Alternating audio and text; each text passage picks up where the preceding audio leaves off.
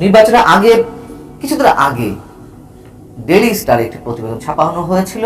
সেখানে পুলিশের একটি গোপন প্রতিবেদন উল্লেখ করে বলা হচ্ছিল জামায়াতের স্থায়ী সদস্য সংখ্যা 2009-এর দিকে ছিল 23,863 জন, সেখান থেকে বেড়ে 15 বছরে হয়েছে 73,046 জন, অর্থাৎ দলটির স্থায়ী সদস্য সংখ্যা বেড়েছে 3 গুণ। এই সাম্প্রতিক সময়ে বিভিন্ন মহলে বা ব্যক্তি বিশেষের মধ্যে এই ধরনের একটি গুঞ্জন চলছে, আলোচনা চলছে। রাজনৈতিক দল হিসেবে বিএনপিকে দুর্বল করে বা বিএনপিকে শেষ করার মধ্য দিয়ে কি আওয়ামী লীগ জামাতকেই শক্তিশালী করছে, অথবা বিএনপিকে কোণঠাসা করার মাধ্যমে জামাতে কি লাভবান হচ্ছে বেশি? অস্বাভাবিক কিছু নয় এ ধরনের মন্তব্য, এবং সেটা হওয়াটাই খুব স্বাভাবিক। যেটি মনে হচ্ছে সাম্প্রতিক সময়ের যে রাজনীতি চলছে। 2018 সালের জামাতে নিবন্ধন বাতিল করা হলো আদালতের রায়ের মাধ্যমে, আর এর আগে মানবতা বিরোধী অপরাধের দায়ে 1971-এ জামাতের বেশ কয়েকজন শীর্ষ নেতাকে ফাঁসিতে ঝুলানো হলো, তাদের মৃত্যুদণ্ড দেওয়া হলো, এবং এর মধ্য দিয়ে বেশ খানিকটা চাপের মুখে জামাতকে চলতে হয়েছে। বেশ খানিকটা মানে কি অসম্ভব ভয়ঙ্কর চাপের মধ্যে দিয়ে তারা এক দশকের বেশি সময় ধরে রাজনীতিতে থাকতে পারেনি, প্রকাশ্যে রাজপথে নামতে পারেনি। এটা তো সত্য কথা। যুক্তরাষ্ট্রের স্টেট ডিপার্টমেন্ট পররাষ্ট্র দপ্তর নির্বাচনের আগে তারা একটি বিবৃতি দিয়েছিল, যেটি অনেক বেশি আলোচনা সমালোচনা জন্ম দিয়েছিল। সেই বিবৃতিতে তারা বলছিল, আইন শৃঙ্খলা রক্ষাকারী বাহিনীর হয়রানির কারণে বাংলাদেশের বৃহত্তম মুসলিম রাজনৈতিক দলের নেতৃবৃন্দ এবং সদস্যবৃন্দ তাদের সংবিধান প্রদত্ত বাক স্বাধীনতা ও সমাবেশের স্বাধীনতা ভোগ করতে পারছে না, এবং সরকার কর্তৃক রাজনৈতিক দল হিসেবে নিবন্ধন বাতিলের কারণে জামাত প্রার্থীরা দলের নামে নির্বাচন করতে পারছে না, ইত্যাদি ইত্যাদি মন্তব্য করেছিল। ওই সময় আন্তর্জাতিক গবেষণাধর্মী গণমাধ্যম ডিপ্লোম্যাটিক একটি নিবন্ধ প্রকাশিত হয়েছিল। সেই নিবন্ধে বলা হচ্ছিল যে জামাতের দাবি অনুযায়ী গত 15 বছরে তাদের প্রায় 240 জন কর্মীকে হত্যা করা হয়েছে, এবং জামাতের নেতা কর্মীদের নামে মামলা হয়েছে 14,000-এর বেশি, আর তাদের ছাত্র সংগঠন ছাত্র শিবিরের নেতা কর্মী তাদের বিরুদ্ধে যে পরিমাণ মামলা হয়েছে তার সংখ্যা হচ্ছে 9,500। আর এসব মামলায় তাদের নারী দল সহ 90,000-এরও বেশি মানুষ বা নেতাকর্মী কারাগারের মধ্যে রয়েছে। এটি তাদের দাবি, জামাতের দাবি।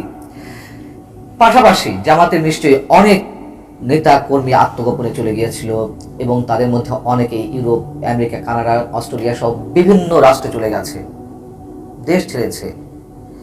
এই অবস্থার মধ্যে দিয়ে আমরা দেখেছি যে আওয়ামী লীগের মধ্যে এক ধরনের আত্মতুষ্টি কাজ করছিল। মনে হচ্ছিল যে জামাতকে একেবারে ভ্যানিশ করে দেওয়া হয়ে গেছে, জামাতকে একেবারে শেষ করে দেওয়া হয়ে গেছে।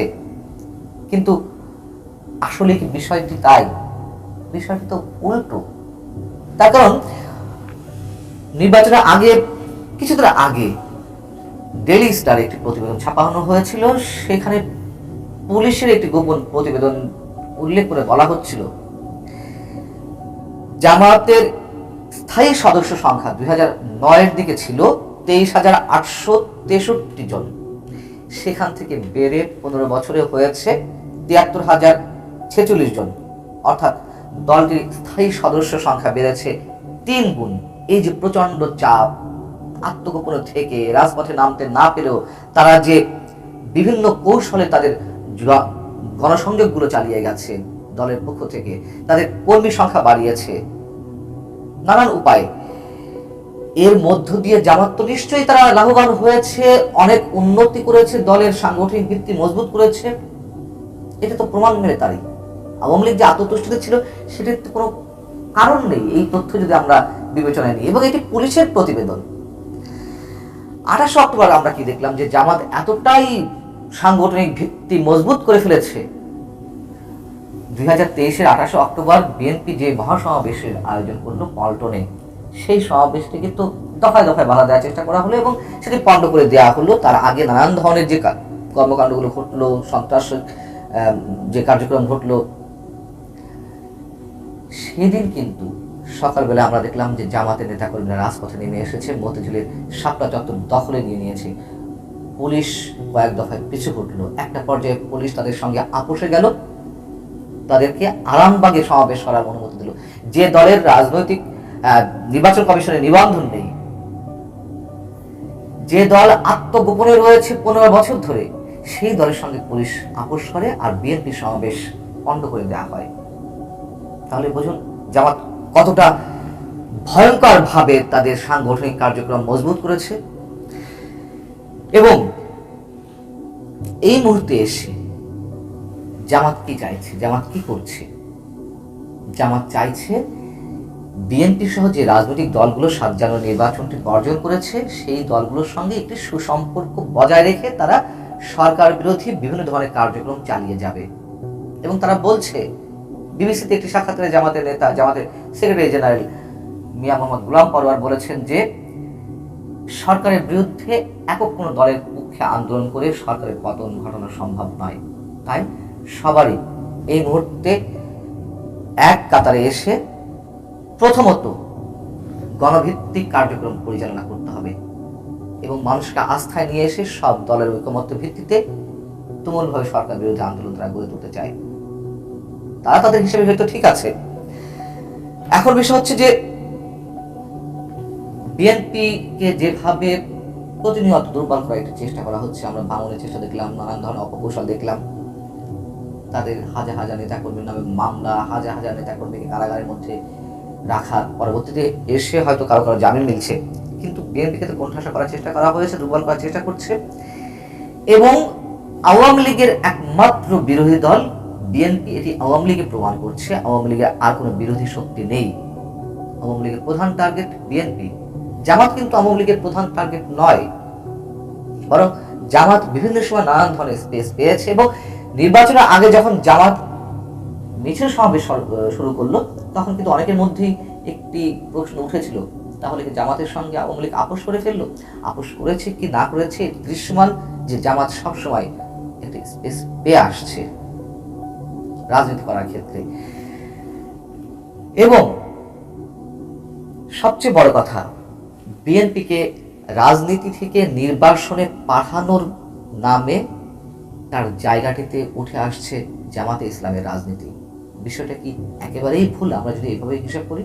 আর সবচেয়ে বড় কথা, রাষ্ট্রবিজ্ঞান তো এটি বলে যে যেখানে রাজনৈতিক শূন্যতা কাজ করে সেখানে মৌলবাদ বা চরমপন্থা মাথাচাড়া দিয়ে ওঠে, অথবা মানুষ কোথাও না কোথাও তার আশ্রয়টি তো খুঁজে নেবে। মানুষ তখন এই ধরনের মুহূর্তে, সংকটময় মুহূর্তে ধর্মাশ্রয়ী রাজনৈতিক দলের প্রতি বেশি আকৃষ্ট হয়ে পড়ে, এবং সেটাই হচ্ছে।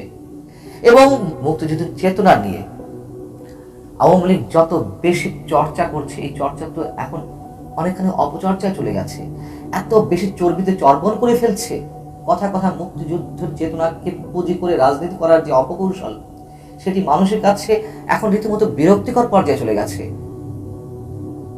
৭১ জামাতের যে বিতর্কিত ভূমিকা ছিল, সেটি এখন মানুষ বিরক্ত হয়ে মুক্তিযুদ্ধের চেতনার যে জয়গান আওয়ামী লীগ সময়ে অসময়ে কাজে অকাজে রাজনৈতিক পুঁজি হিসেবে গিয়ে যাচ্ছে, সেটার প্রতি বিরক্ত হয়ে মানুষ এখন জামাতের সেই সময়কার বিতর্কিত নানান ধরনের কর্মকাণ্ড, যেগুলোকে আমরা কোনোভাবেই সমর্থন করতে পারি না, সেগুলো ভুলে গিয়ে জামাতের প্রতি আকৃষ্ট হচ্ছে। এগুলো অঙ্কের হিসাব, সাইকোলজি, রাষ্ট্রবিজ্ঞান। অতএব আমাদেরও মনে হয় বিএনপি রাজনীতি কোণঠাসা করার মাধ্যমে একটি জনভিত্তিক, আপনি বিএনপি রাজনীতির সঙ্গে একমত পোষণ নাও করতে পারি, কিন্তু বিএনপির তো তৃণমূলে তাদের শেকড় অনেক গভীরে গ্রথিত, এটি তো অস্বীকার করার কিছু নেই। তেমন একটি রাজনৈতিক দলকে নানানভাবে রাষ্ট্রীয় যন্ত্র ব্যবহারের মাধ্যমে দুর্বল করার নামান্তর হচ্ছে অবশ্যই জামাত লাভবান হওয়া।